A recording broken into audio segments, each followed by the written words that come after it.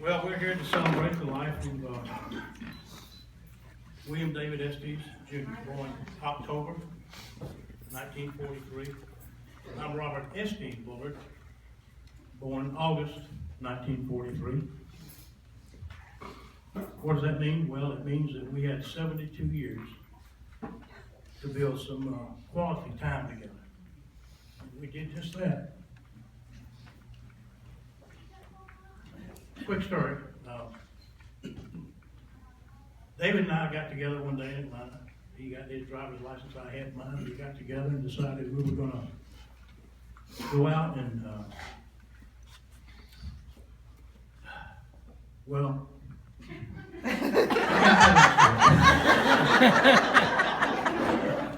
so many I can't tell. But one I think I can. Our grandparents lived in 39 miles north of Brunswick, a little town called Jessup, Georgia. And we would con our parents into bringing us to Jessup and visiting and eating and fishing and hunting together. And each summer we'd con them into taking us to Jessup. And on the weekend, our parents and Beverly would go home, leave me and David there.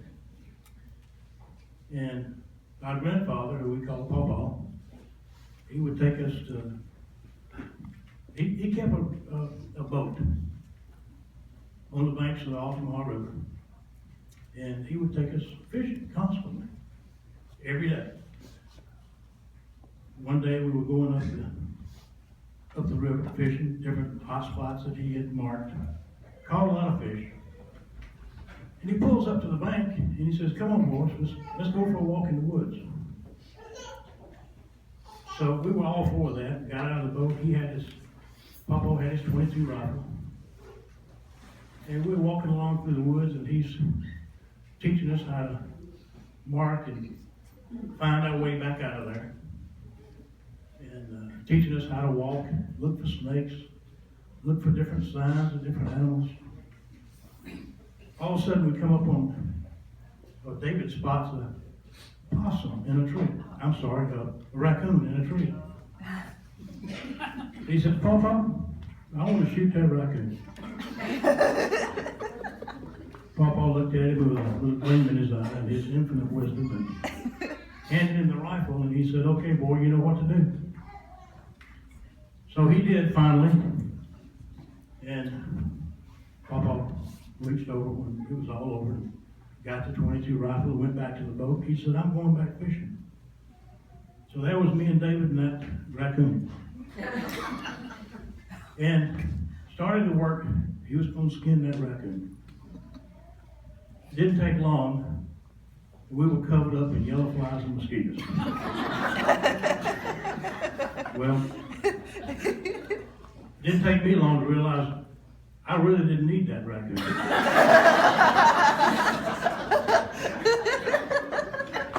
Well, Papa had asked him, he said, "What do you want to shoot that raccoon for?" He says, "Papa, I want to make me a raccoon cap." In those days, David Crockett, Daniel Boone, Zachary Taylor, everybody was, those guys were very popular with the young boy. And he wanted that raccoon skin hat. Well, like I said, it didn't take me long. We were covered in yellow flies, mosquitoes, and I got up and went, I said, "I'm going back to the boat and I'm going to fish." Got back in the boat, hadn't been there very long, and I heard the awful noise coming through the woods. It sounded like somebody raking leaves and slapping and cussing and carrying on. And here come David. He was holding that raccoon skin. He said, "I did it, I got it. He got in the boat, and of course, all the yellow flies and mosquitoes followed him right in. Papa just cranked up and backed out into the river. We headed back up the river. Got out, got home. Our grandmother, we called her Mama. She stripped him down and bathed him with alcohol and put some kind of ointment all over him to soothe the burning and the itching. But that was David. Once he made up his mind he wanted to do something. he usually made a good attempt to do it, and he did just that. David turned out to be a great American. He was a great conservative. He loved his country. He loved his Lord and Savior, and I know that because we talked about it many times. And we argued and fought a lot. We didn't always get along. But we usually settled it with punches or rock, paper, scissors. If that didn't work, my Papa usually settled everything for us.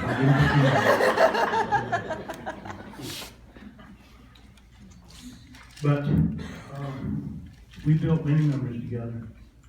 And I loved him very much. He loved his family. And when I say family, to me, family is anybody you can get on the phone or see and ask him anything and talk about anything. And you were his family, and he loved you all. We're going to miss him very much. Thank you.